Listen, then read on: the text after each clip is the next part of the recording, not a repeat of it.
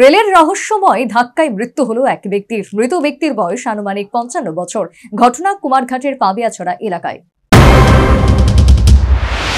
পূর্ব ত্রিপুরা উপজাতি সংরক্ষিত লোকসভা আসনে ভোটের আগের দিন সন্ধ্যায় কুমারঘাট পাবিয়াছড়া এলাকায় ঘটল এক অনভিপ্রেত ঘটনা। বৃহস্পতিবার সন্ধ্যায় সংশ্লিষ্ট এলাকার বাসিন্দা কৃপাময় চক্রবর্তী সান্ধ্য ভ্রমণে বের হয়। এলাকাবাসীদের বক্তব্য, প্রতিদিনকার মতো এদিনও তিনি রেল লাইন এলাকায় সান্ধ্য ভ্রমণ করছিলেন, আর সে সময় আগরতলাগামী রেলের ধাক্কায় ছিটকে পড়েন। পরবর্তী সময়ে এলাকাবাসীরা তাকে রক্তাক্ত অবস্থায় উদ্ধার করে স্থানীয় হাসপাতালে নিয়ে যায়।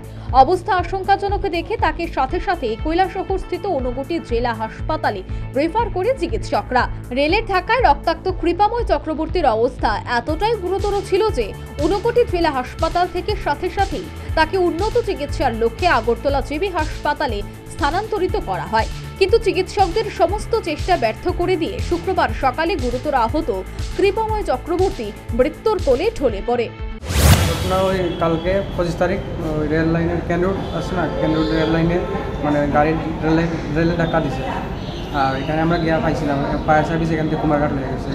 তারপরে কুমারঘাট লাগছে না, এখান থেকে রেফার দিলাইছে কৈলাসহর উপরে লাগছে না রেফার, এখান থেকে তোমার জিবি হসপিটাল দিয়েছে।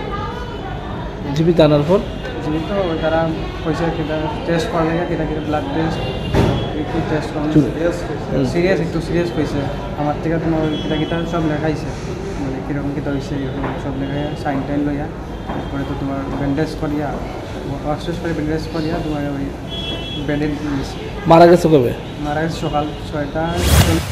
কৃপাময় চক্রবর্তীর মৃত্যুর খবর পাবিয়াছড়া এলাকায় পৌঁছাতেই সংশ্লিষ্ট এলাকায় শোকের ছায়া নেমে আসে। তবে কিভাবে এই ঘটনা তা এখনো রহস্যাবৃত। স্থানীয় বাসিন্দাদের অভিমত, পুলিশের সঠিক তদন্তেই বেরিয়ে আসতে পারে এই ঘটনার আসল রহস্য। Bureau report, news vanguard.